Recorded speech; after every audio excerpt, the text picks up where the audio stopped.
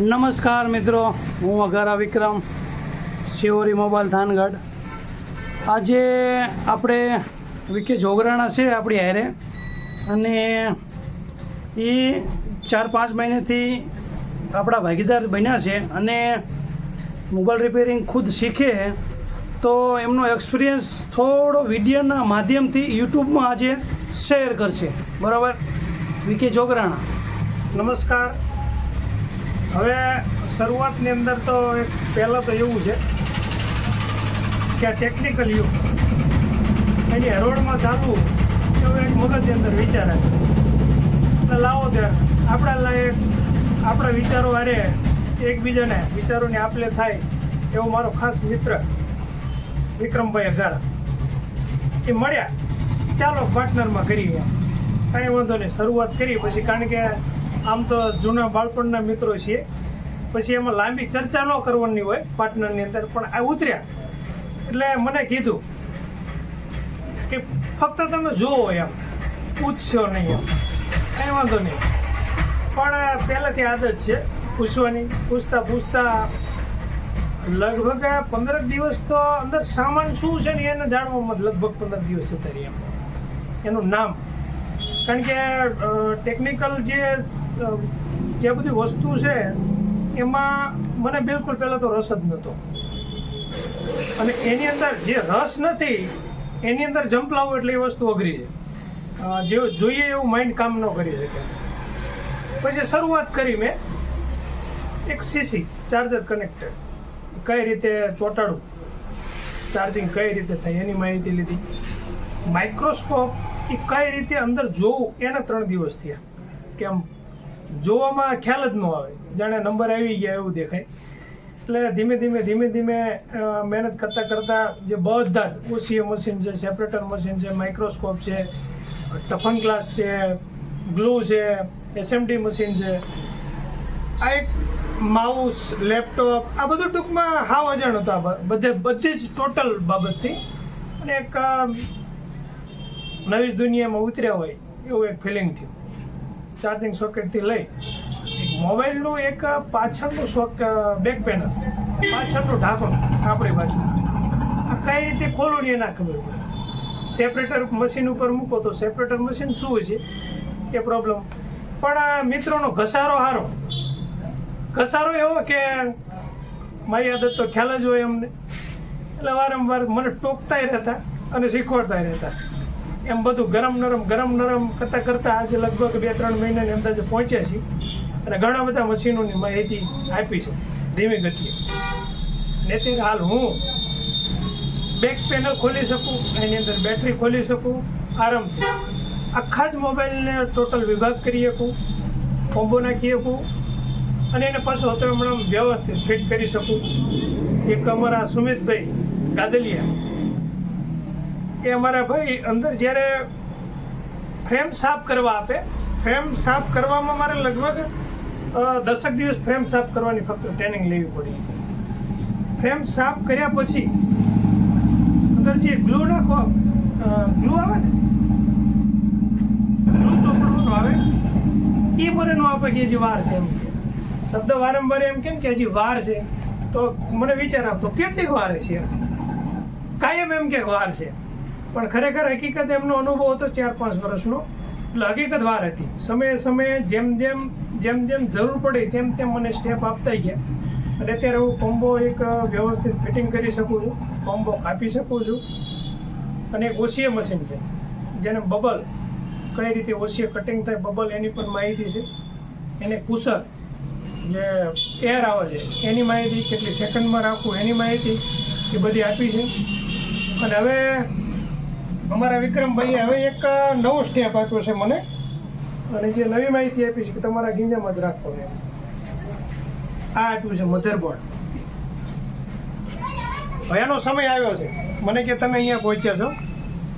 મધરબોર્ડની અંદર મને અહીંયા કીધું છે કે આને નેટવર્ક આઈસી કહેવાય. નેટવર્ક સેક્શન, આઈસી નહીં, નેટવર્ક સેક્શન. આને કીધું છે પાવર સેક્શન, આને કીધું છે ચાર્જિંગ સેક્શન.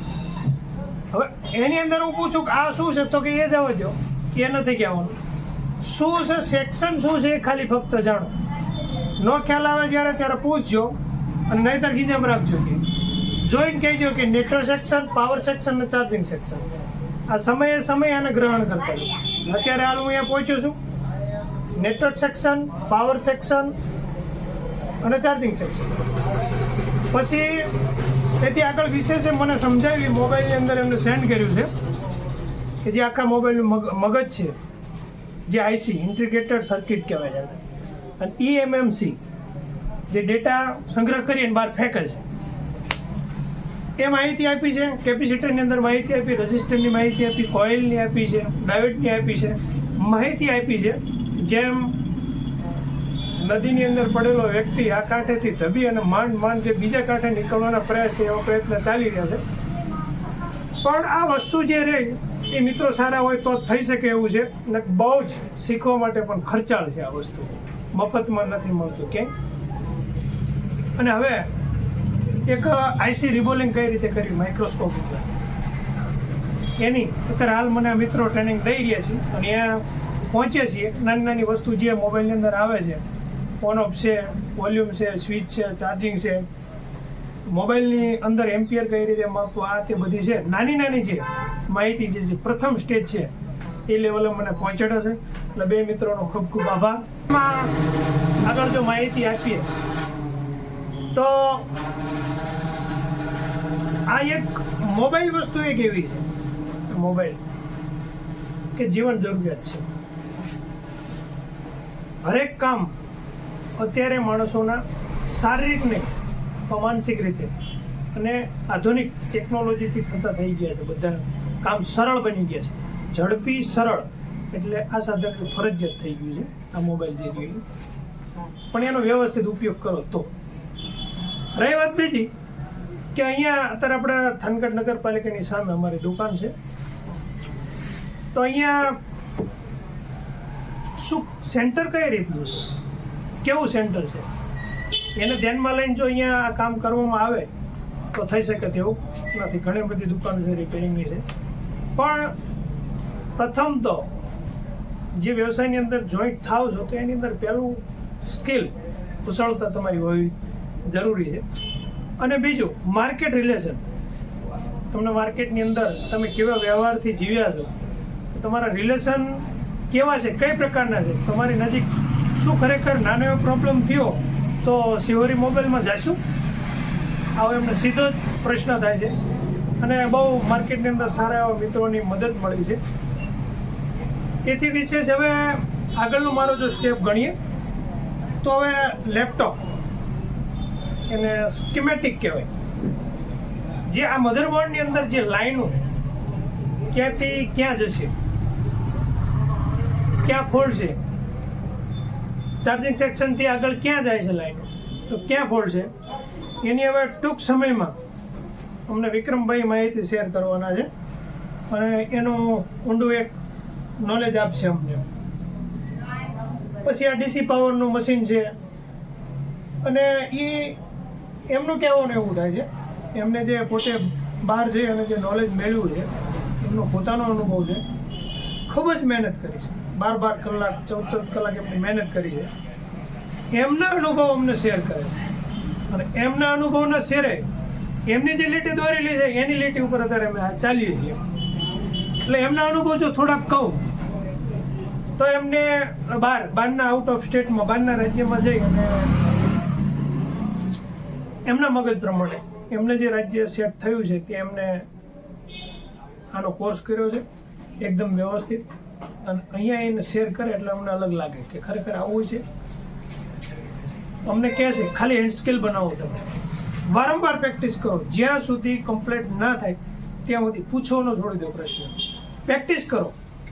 પ્રેક્ટિસ કરવામાં જો તમે 50% પ્રેક્ટિસ આવી ગયા ને તો 50% નોલેજ તમને ઓટોમેટિક આવી જશે. એટલે અમે હજી હાલ હું પોતે પ્રેક્ટિસ કરવામાં છું, અને સાથે સાથે હેન્ડ સ્કિલ પણ બનાવતો જઉં છું. એટલે ધીરે ધીરે અહીંયા રિલેશનવાળા વ્યક્તિઓ અને જે માર્કેટની અંદર જે અવનવા જે વ્યક્તિઓ એક વખત કામ કરીને જાય છે, એ વખત બીજી વખત આવે છે, એમ કહે છે કે ખરેખર તમારી ટીમ રહે એવું કામ એ કેવું વ્યવસ્થિત સારું કરે અને કામ સારું હોય તો જ બીજી વખત કસ્ટમર આવે અને ના આવે. એના હિસાબે બહુ જ આ લાઈનની અંદર ડીપ લેવલમાં મહેનત કર્યા પછી આટલી સફળતાએ અમારા અઘારા વિક્રમભાઈ અને ગાદેલા સુમિતભાઈ પહોંચ્યા છે. અને ધીમે ધીમે મને પણ આની અંદર ઇન્વોલ્વ કર્યા પછી ખૂબ સારું એવું કંઈક સારું એવું અંદરથી સારું વિચારી અને સારા એવા એમને વિચારો શેર કરી અને મને ખૂબ આની અંદર સફળતા પ્રાપ્ત કરવા માટેની હેલ્પ કરી રહ્યા છે. એથી વિશેષ જો જઈએ તો જેમ તત્વજ્ઞાન હોય ને, તત્વજ્ઞાન એટલે બહુ જ સૂક્ષ્મ જ્ઞાન, એવું જ આની અંદર આ મધરબોર્ડ, પીસીબી અને એક મોબાઈલ આખો લઈ લો, એની અંદર એવું જ્ઞાન છુપાયેલું છે. ખ્યાલ ક્યારે આવે કે આની અંદર તમે ઉતરો તો ખ્યાલ આવે, બાકી ખ્યાલ આવે એવું નથી. હું બોલું એમ ખ્યાલ ન આવે, સીધે સીધો અંદર ઇન્વોલ્વ થાવ તો ખ્યાલ આવશે કે આ ગજબ દુનિયા છે, આની અંદર ગજબ દુનિયા છે. એટલે જેમ નાસા કંપની નાસા સંસ્થા જે અમેરિકાની અંદર, એ વૈજ્ઞાનિકો એમ કહેતા હોય છે કે આટલું બધું નવું જે આખું દુનિયાની અંદર સંશોધન કર્યા પછી જો એમ કહેતા હોય કે અમારું મગજ ખાલી 2% 3% ચાલે છે, એવું બોલતા હોય છે વૈજ્ઞાનિકો, એવું બોલતા હોય છે. તો આપણને આની અંદર રહેલી વસ્તુનું પણ જ્ઞાન નથી કે આને શું કહેવાય, એમાં વસ્તુ શું કહેવાય એનું જ્ઞાન નથી. તો આપણું જ્ઞાન અને આપણું નોલેજ કેટલા ટકા છે એ આપણે હમણાં નક્કી કરી શકીએ છીએ. જે મોબાઈલની અંદર એક આખી દુનિયાને કવર કરી એ કહી શકાય. બીજા શબ્દોમાં, શબ્દનું રૂપક છે, દુનિયા કવર નથી કરી પણ દુનિયા કવર કરી શકે છે એટલું અંદર નોલેજ છે.